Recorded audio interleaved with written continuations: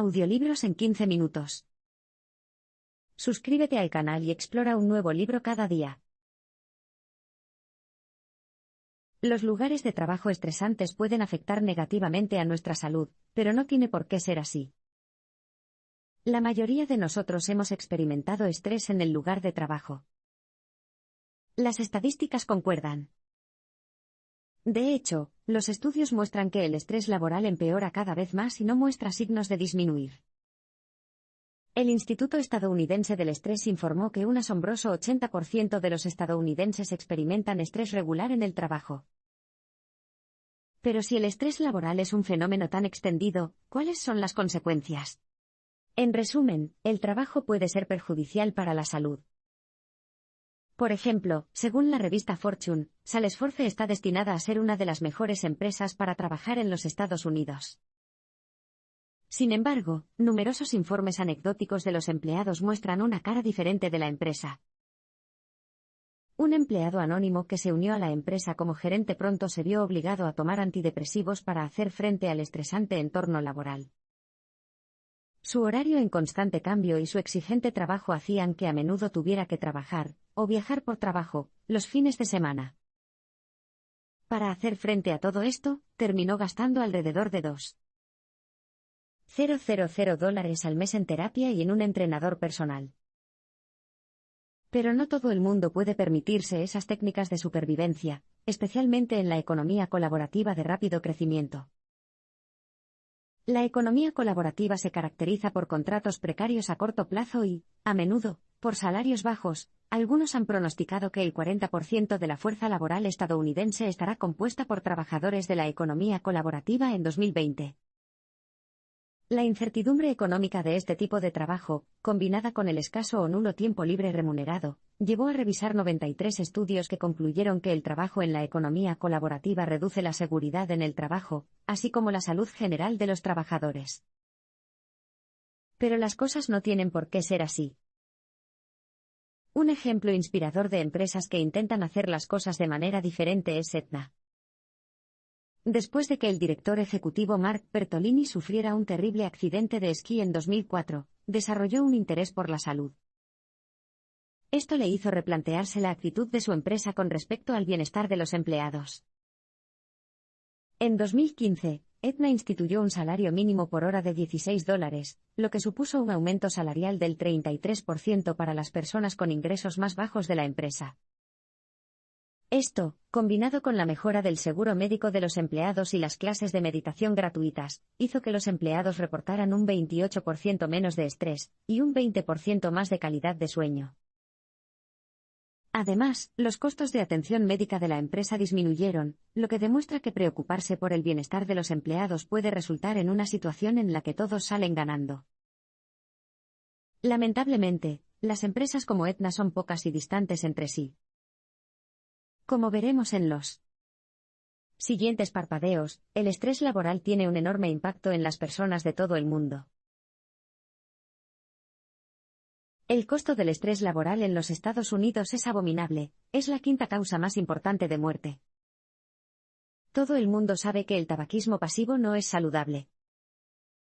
Debido a esto, fumar en lugares públicos como restaurantes está cada vez más prohibido en los Estados Unidos.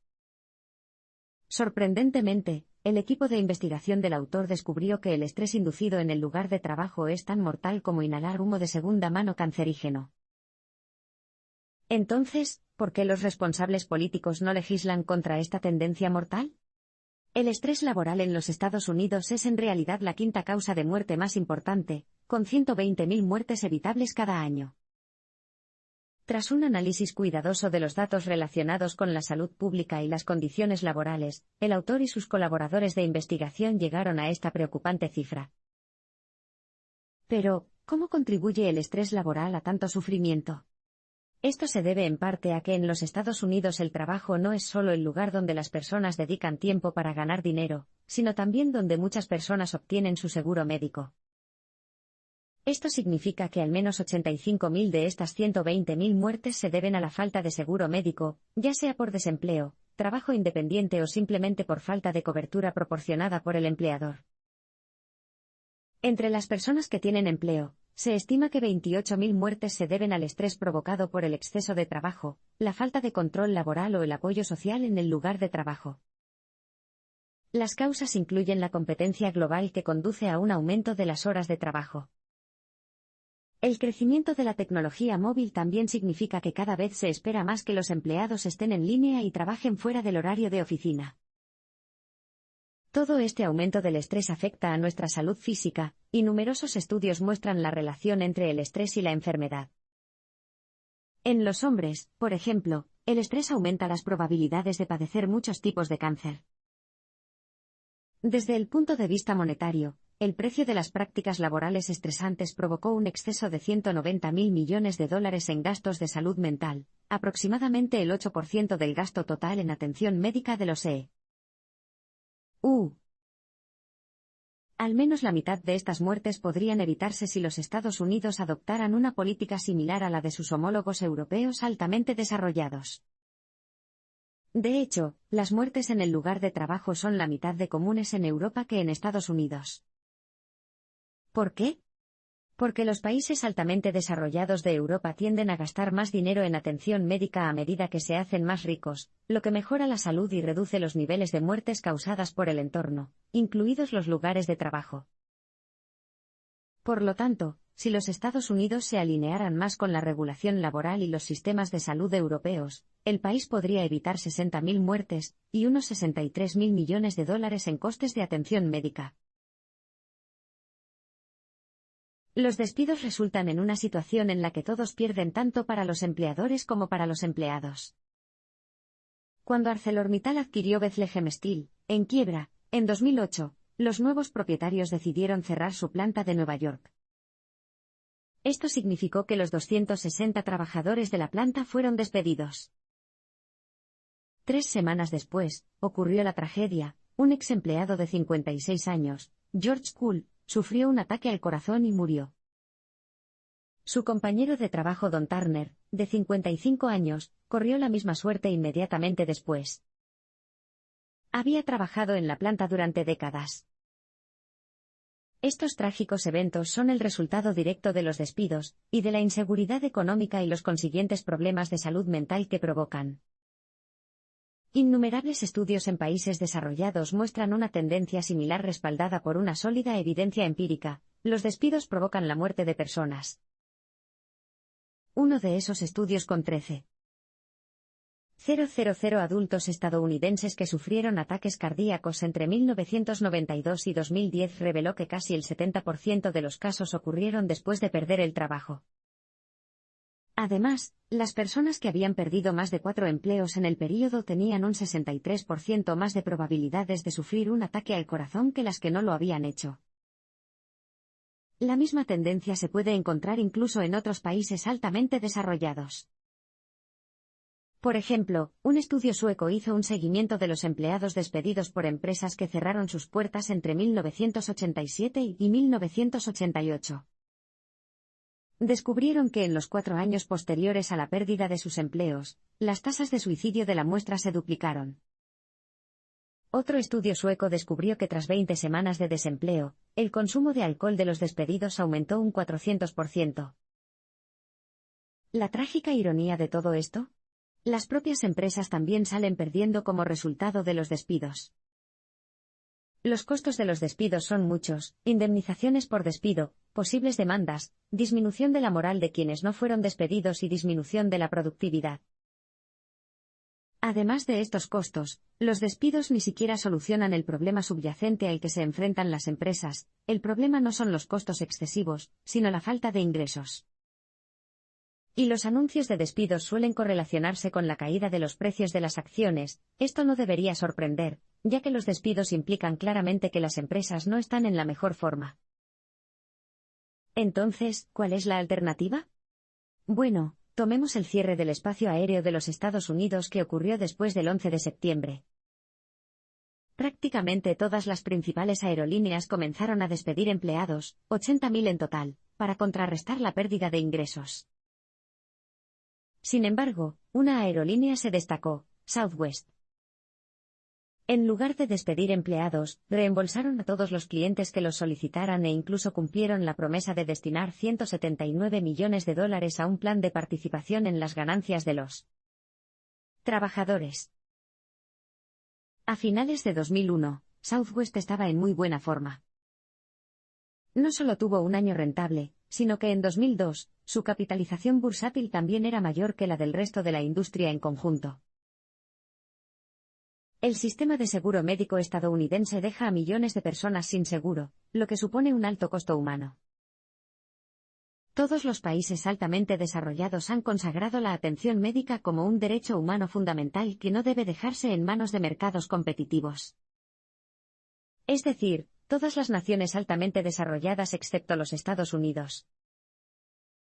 Trágicamente, se estima que unas 50.000 personas mueren cada año en los Estados Unidos porque no tienen acceso a la atención médica o no pueden pagarla.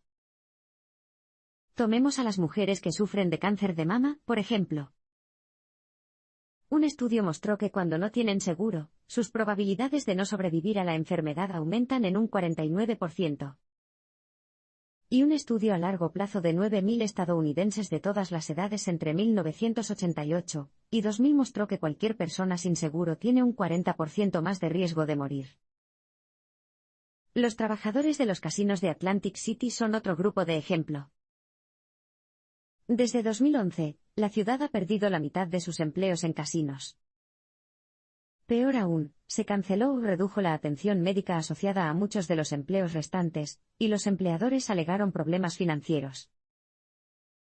Una encuesta encargada por un sindicato de trabajadores de casinos de Atlantic City reveló que el 72% de sus trabajadores tenían problemas para pagar sus cuentas debido a los altos costos del seguro médico, y que la mitad había desarrollado síntomas de depresión. Lamentablemente, la disminución de la cobertura médica proporcionada por los empleados es una tendencia que no muestra signos de disminuir. A medida que el seguro médico se hace cada vez más caro, más empleadores no pueden darse el lujo de ofrecérselo a sus empleados. En 2011, el 40% de los empleadores no proporcionaban seguro a sus empleados, frente al 30% en 2000. E incluso cuando los empleadores sí ofrecen cobertura, las contribuciones de los empleados se triplicaron entre 2001 y 2011, de $355 a $921 al año. En circunstancias tan sombrías, ¿qué pueden hacer las empresas para asegurarse de que sus trabajadores estén sanos y, al mismo tiempo, mantener la rentabilidad?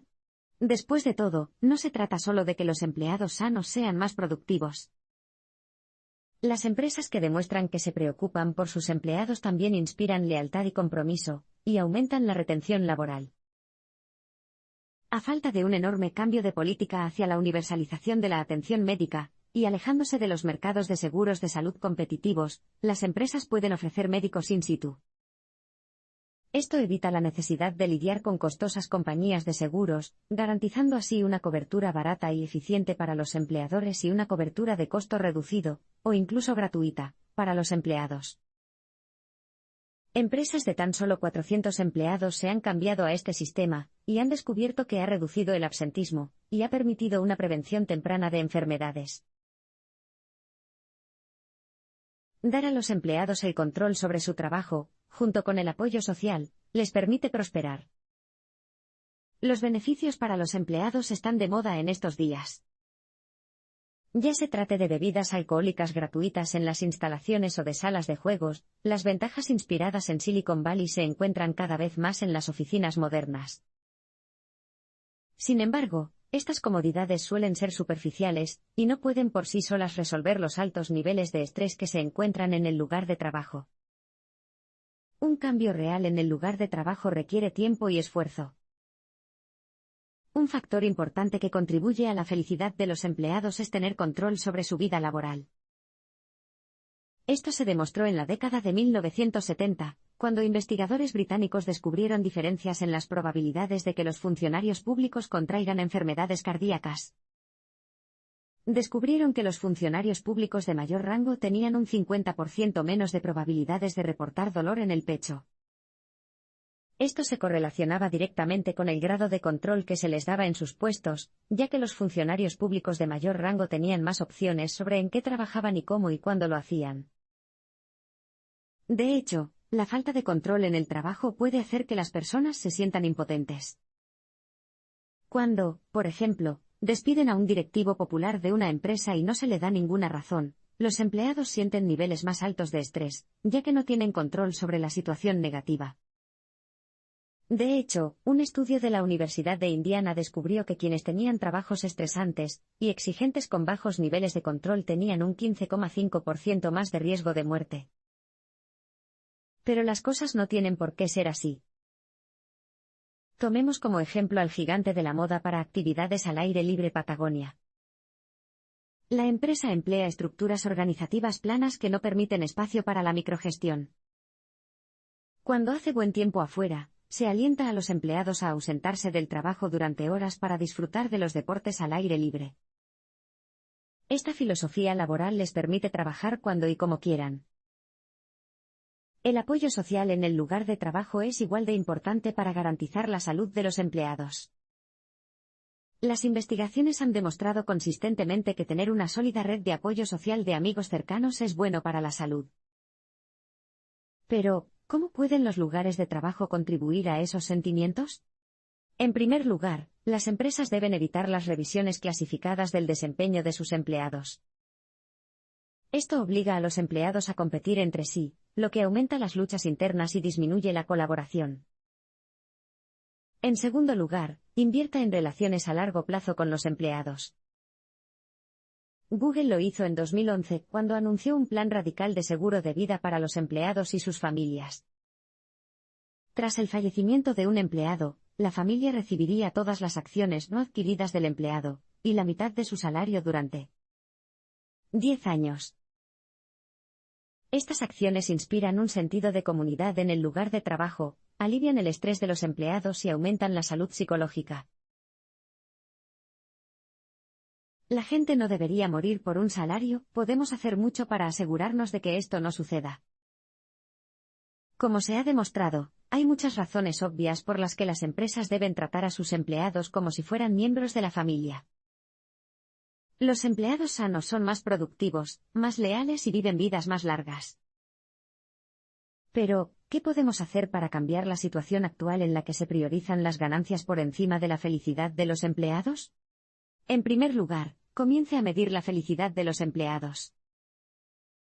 Esto se puede hacer mediante la autoinformación de los empleados sobre su estado de salud. Simplemente plantee una pregunta directa con regularidad a los empleados: ¿qué tan buena es su salud en general? Un estudio finlandés en el que participaron 800 encuestados descubrió que cuando declaraban su estado de salud durante un año, se correlacionaba con las visitas al médico. Al fomentar la autoinformación, las empresas pueden, por lo tanto, hacer un seguimiento de los momentos en que los empleados no se encuentran bien. Saber cuándo los empleados se sienten mal o deprimidos puede ayudar a las empresas a ajustar las condiciones del lugar de trabajo en consecuencia. En segundo lugar, hay que denunciar públicamente a las empresas tóxicas.